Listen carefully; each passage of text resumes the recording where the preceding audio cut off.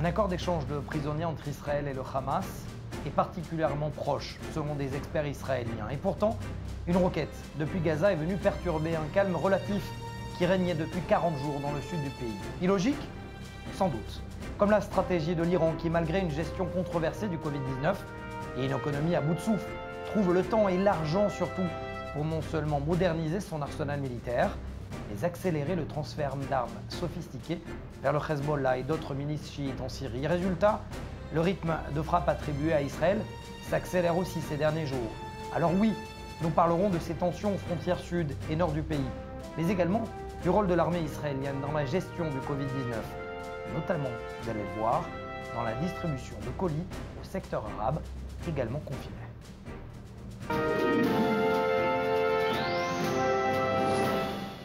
Mais pour commencer, prenons la route donc de New York au Conseil de sécurité des Nations Unies qui a tenu en début de semaine un débat sur l'application de la résolution 1701 au sortir de la Seconde Guerre du Liban qui normalement interdit la présence du Hezbollah dans cette région. Danny Danon, bonsoir, vous êtes ambassadeur d'Israël aux Nations Unies. Pourquoi une réunion maintenant ?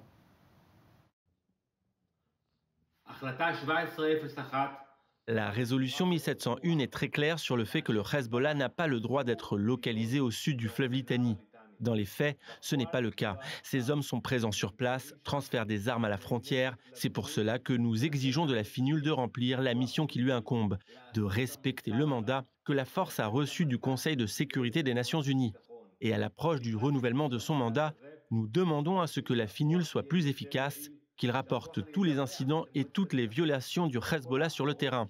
Au final, ceux qui combattront contre les hommes du Hezbollah, ce sont les soldats de Tsahal. Mais ce sont les hommes de la FINUL qui doivent rapporter les violations de la résolution 1701 par le Hezbollah. J'aimerais parler avec vous aussi, Danny Danon, sur la décision de l'Allemagne d'interdire sur son sol le Hezbollah. On le sait, la Maison-Blanche demande à d'autres pays européens de suivre le pas. Est-ce que aussi votre rôle aux Nations Unies, c'est de pousser en ce sens ?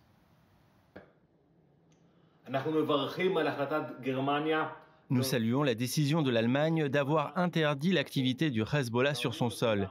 Il est clair pour tout le monde que le Hezbollah est une organisation terroriste.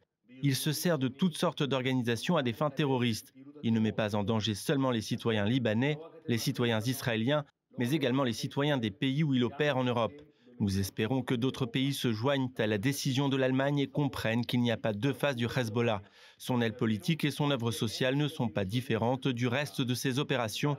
Elles font partie de son réseau d'activités terroristes. Il ne fait aucun doute que pour lutter ensemble contre le terrorisme, nous devons être déterminés contre le Hezbollah, dont la source de financement est l'Iran. Merci Danny Danon, ambassadeur d'Israël aux Nations Unies.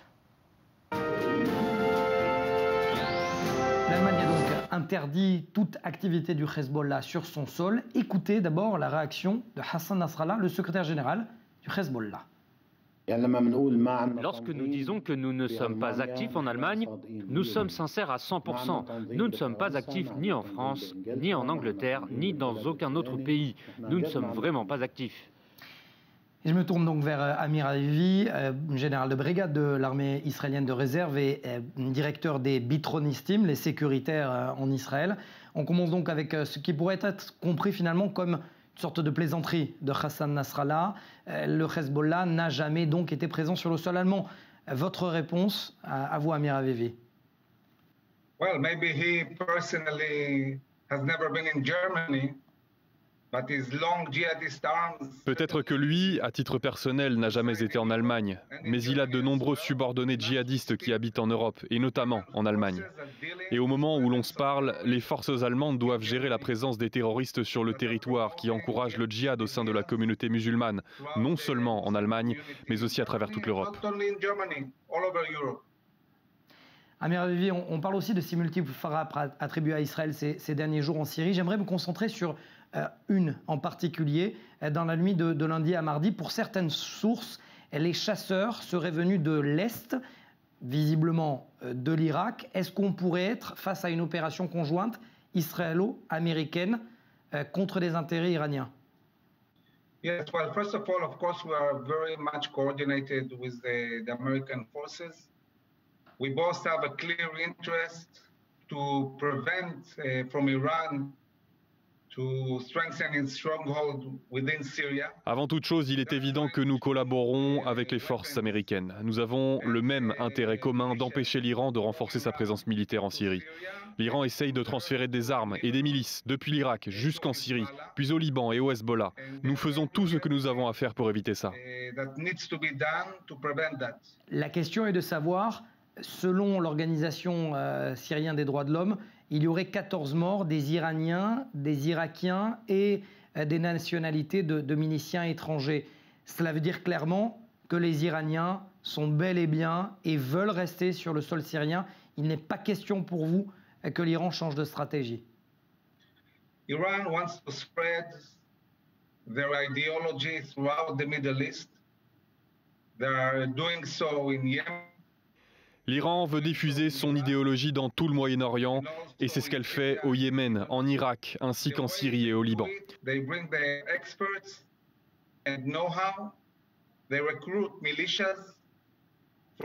L'Iran propage cette idéologie grâce à des experts, à son savoir-faire et en recrutant des milices dans toute la région. Les forces iraniennes entraînent les membres de ces milices, puis les envoient combattre en Syrie. Mais depuis que les Turcs ont commencé à mener des opérations et à attaquer la Syrie, la situation s'est nettement compliquée pour l'Iran.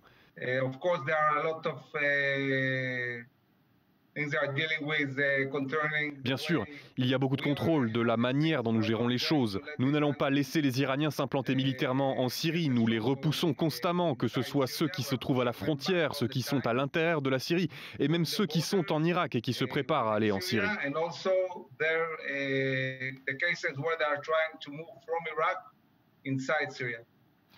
Amir Avivi, il est indéniable que l'Iran aujourd'hui a accéléré son rythme de transfert d'armes et de miliciens dont vous parlez en Syrie. Est-ce que cela veut dire clairement que l'élimination de Qassem Soleimani n'a rien changé pour l'Iran? Well, I think that the fact that Qassem Soleimani was eliminated affected a lot the Iranians. Je crois que l'élimination de Qassem Soleimani a eu des répercussions sur les Iraniens. C'était un général extrêmement puissant et ils n'ont pas réussi à retrouver quelqu'un pour le remplacer qui possède son expérience, une personne de son calibre. The strategy didn't change, although they have huge issues with the corona. Mais la stratégie iranienne n'a pas changé pour autant. Même si le coronavirus génère des problèmes importants, même si l'économie est sur le point de s'effondrer, même si le prix du pétrole a tellement chuté qu'il a des répercussions désastreuses sur l'économie iranienne, l'Iran essaie toujours de s'implanter militairement au Moyen-Orient.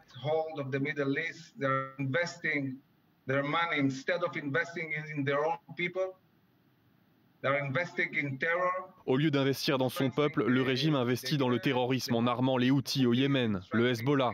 Ce n'est pas la meilleure solution pour eux pour le moment, parce que l'économie du pays est en train de couler. Mais c'est quand même ce qu'ils font. Et c'est malheureux. C'est une logique presque suicidaire à vous entendre. On dit, certains experts militaires israéliens disent que le Hezbollah n'a jamais été aussi près d'allumer la mèche dans la région. Est-ce que vous y croyez? I think that Hezbollah is having a lot of difficulties. Thousands of their soldiers have died in Syria. Je crois que le Hezbollah est confronté à de très nombreuses difficultés. Des milliers de leurs soldats sont morts en Syrie et le groupe subit les conséquences de la situation économique en Iran. Le Hezbollah dépend de ses munitions militaires et de ses hommes. Et je crois que la dernière chose dont ils ont envie, ce serait un affrontement avec Israël. Because they know that if they will confront us, they will pay a very serious price. Parce qu'ils savent qu'en cas de conflit contre nous, ils le paieront très cher. Et ils pourraient même perdre le contrôle qu'ils exercent au Liban. Il faut bien garder à l'esprit que de son côté, le Liban se trouve aussi en très mauvaise posture. La situation économique du pays est catastrophique. Il y a beaucoup de négligence.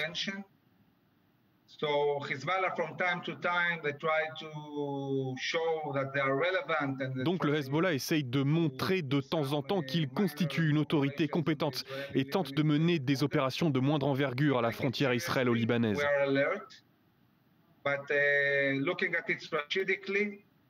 Nous prenons ces opérations au sérieux. Nous sommes toujours aux aguets. Mais d'un point de vue stratégique, je ne pense pas que le Hezbollah ait envie de s'engager dans un affrontement avec Israël. Ils essayent d'opérer dans la région en gardant les yeux bien ouverts. Et dès qu'ils les ferment, nous ripostons et nous attaquons. Ça sera ma dernière question, général de brigade de réserve, Amir Avivi.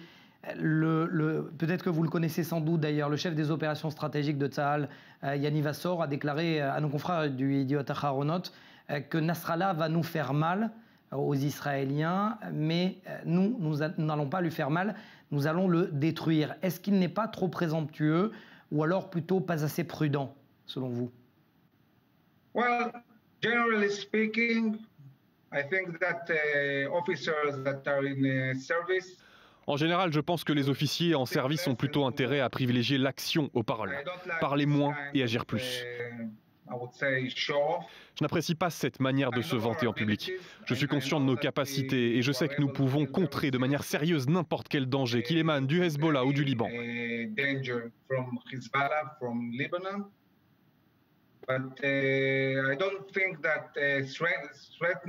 Mais pour moi, les menaces ne sont pas une force. Nous n'avons pas besoin de ça. Le Hezbollah sait que nous sommes suffisamment puissants et que nous sommes capables de le frapper avec force.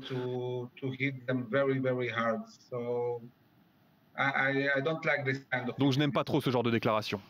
Parler moins et faire plus. Merci, général de brigade de réserve Amir Avivi, directeur des Bitronistim des sécuritaires. Merci à vous d'avoir été avec nous dans Défense aujourd'hui. Je vous en prie, merci beaucoup. D'ailleurs, Naftali Bennett aurait dit, selon la plupart des experts, que depuis la première fois, depuis plusieurs mois, l'Iran pourrait commencer à se désengager de la Syrie. Enfin, ça reste à vérifier. Océane, Nicole, bonjour. Avant de parler avec vous de la gestion du Covid-19 par l'armée israélienne et par toutes les forces de sécurité, on regarde le sujet que vous venez de préparer d'ailleurs sur les dernières informations autour d'un accord entre le Hamas et Israël sur la libération de prisonniers. Jamais aussi proche pour certains et pour d'autres, nous sommes pour l'instant qu'à une première étape. De quoi faire renaître un traumatisme pour certains en Israël. Regardez. Un regain de tension alors que le sud du pays était plutôt calme depuis plusieurs semaines. La dernière roquette tirée depuis la bande de Gaza en direction d'Israël remonte au 27 mars dernier. En attendant, les négociations entre Israël et le Hamas concernant l'échange de prisonniers se poursuivent. Une délégation de l'organisation terroriste doit se rendre au Caire. Objectif, préparer un accord entre le Hamas et Israël. Un texte où Jérusalem devrait rendre plusieurs terroristes emprisonnés sur le territoire israélien. En échange, le Hamas s'engagerait à rendre les corps d'Adar Goldin et Oron Shaul, deux soldats israéliens détenus depuis 2014, ainsi qu'Avera Mengistou et Hicham Al-Sayed, deux civils israéliens retenus captifs à Gaza après être entrés de leur propre gré dans le territoire palestinien. Mais pour Israël, il ne s'agit pas de reproduire l'erreur de l'accord Shalit. En 2011, en échange de Gilad Shalit, soldat israélien détenu par le Hamas, Israël avait relâché 1027 terroristes, mais beaucoup ont depuis récidivé. Parmi les prisonniers rendus par Israël, 202 ont depuis été arrêtés pour leur implication terroriste et 10 Israéliens ont été assassinés à cause de l'implication directe ou indirecte des prisonniers qui avaient été libérés en 2011. Un traumatisme pour les familles des victimes qui s'opposent à la libération de terroristes ayant du sang sur les mains. Pour Jérusalem, un nouvel accord avec le Hamas doit donc être extrêmement quadrillé, car dans les faits, ces négociations actuelles impliqueraient les mêmes équipes de négociation suisses et allemandes qui avaient servi de médiateurs entre Israël et le Hamas en 2011. Et justement, une roquette avait été tirée dans la nuit de mardi à mercredi. En représailles, l'armée israélienne avait visé 3 sites d'observation du Hamas dans le nord de la bande de Gaza. Océane, Nicole, bonjour. Bonsoir, plus exactement. Tsahal se penche sur un test de dépistage ultra rapide. De quoi s'agit-il? On parle bien évidemment de dépistage du Covid-19. Exactement. On sait que, outre la création rapide d'un vaccin justement contre le Covid-19, eh bien l'une des priorités du gouvernement israélien, c'est d'augmenter le nombre de dépistages. Mais le problème, c'est que pour l'instant, se faire dépister prend du temps, surtout les premiers résultats qui sont seulement rendus au bout de 2-3 jours après le test. Mais justement, eh bien, Mathias, l'armée israélienne semble avoir trouvé une solution. Tsahal vient donc de mettre au point un système système de test laser qui permet justement de dépister des personnes du coronavirus. Vous le voyez à l'écran. Alors concrètement, comment ça marche? C'est le même principe qu'un scanner ou même qu'une radio, sauf que cette fois, vous le voyez, c'est un boîtier qui se place devant la personne qui souhaite se faire dépister. Le patient se positionne en face à environ 2-3 mètres et un laser analyse le corps de la personne qui se situe devant. Il prend donc la température, le rythme cardiaque ainsi que la respiration. C'est donc extrêmement simple et surtout très rapide, Mathias, puisque l'avantage, c'est que les résultats sont quasi immédiats, quelques secondes à peine. C'est donc une innovation de Tsahal qui peut s'avérer très utile pour le pays. Alors c'est encore au stade d'expérimentation, il faudra attendre les premiers tests, mais c'est quand même plutôt encourageant. Globalement, et ça prouve surtout, et vous le dites, et on en a parlé assez suffisamment sur ce plateau, que toutes les forces de sécurité, toutes les unités sécuritaires se sont mis finalement ont été sur le qui-vive pour gérer cette lutte contre le Covid-19.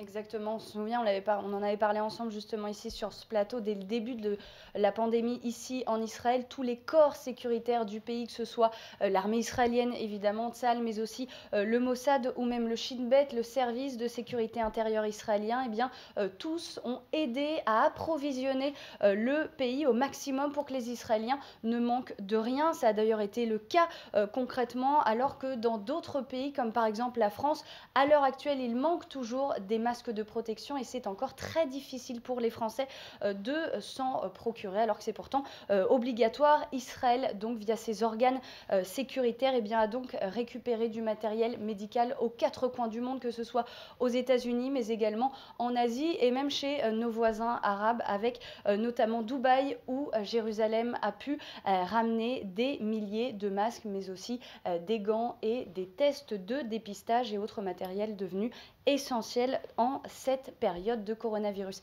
Il y a aussi beaucoup de grandes entreprises en Israël qui ont mis aussi la main à la pâte, qui se sont mobilisées, qui se sont réinventées pendant cette pandémie. On peut citer par exemple l'exemple de l'entreprise israélienne Rafael. On la connaît, l'entreprise de technologie de défense du pays, mais il y en a plein d'autres. Et par exemple, pour Rafael, eh bien, l'entreprise a mis en place des respirateurs pour les hôpitaux du pays. On sait que les respirateurs se sont avérés essentiels dans le pays.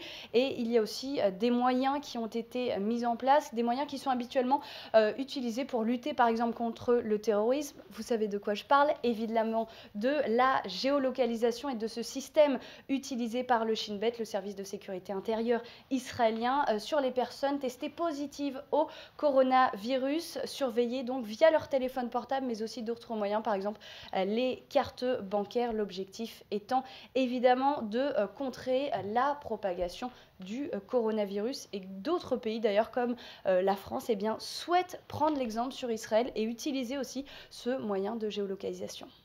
Merci Océane Nicole, à la semaine prochaine. Merci Mathias. On ne répétera jamais assez, toutes les forces de sécurité prêtent main forte à Israël, au gouvernement israélien, dans cette lutte contre le Covid-19. L'une de ces forces, justement, c'est la défense passive.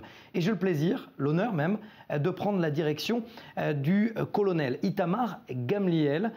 Bonjour, vous êtes colonel de la défense passive pour la région d'Anne. Cela concerne plusieurs régions, plusieurs villages juifs et arabes israéliens.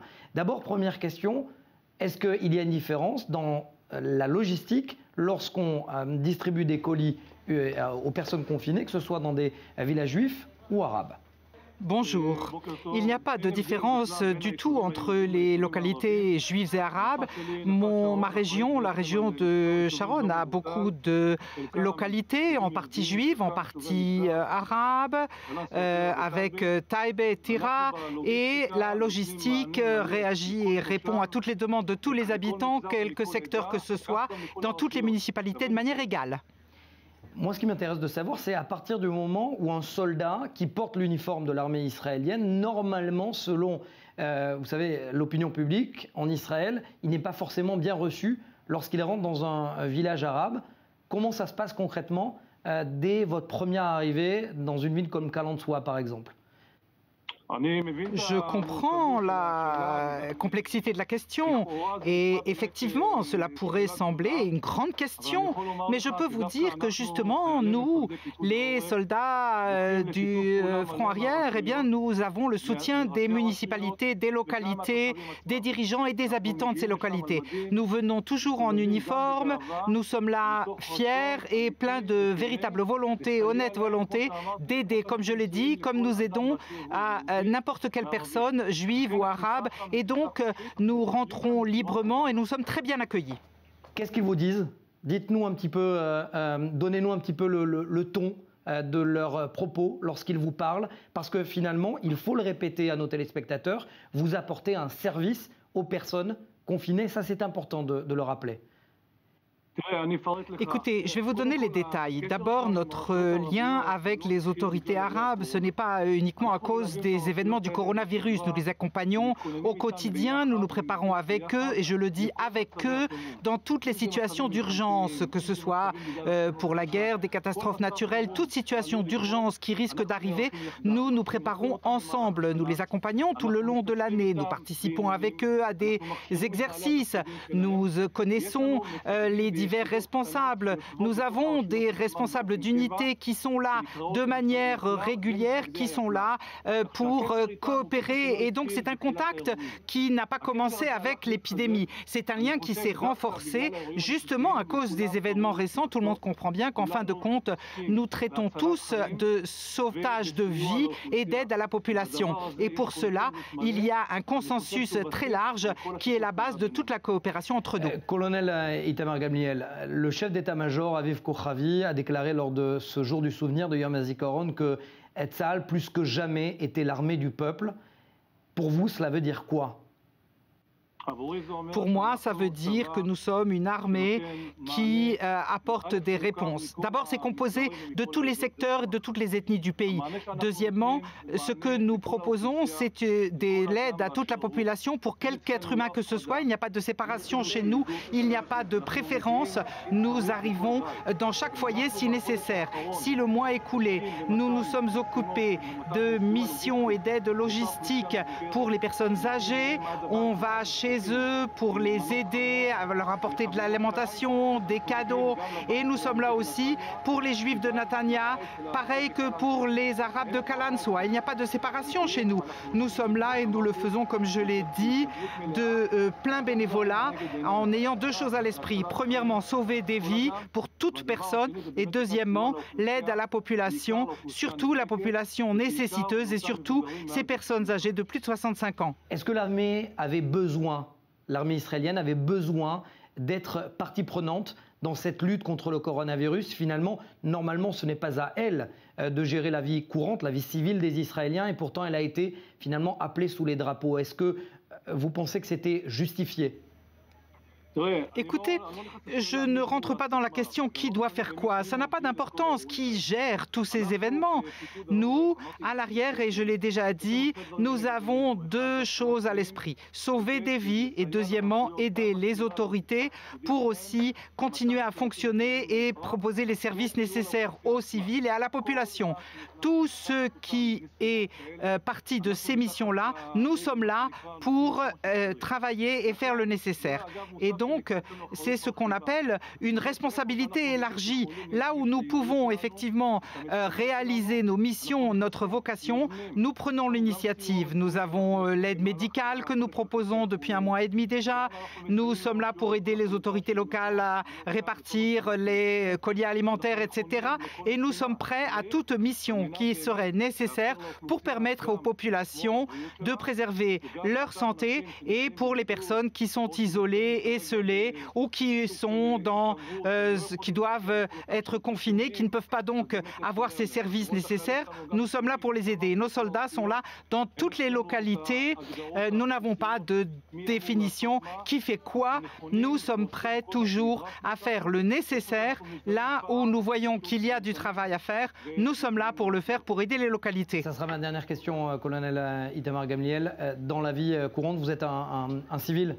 Vous avez été appelé, comme je le disais, sous les drapeaux, en période de réserve, plus d'1 mois et demi déjà.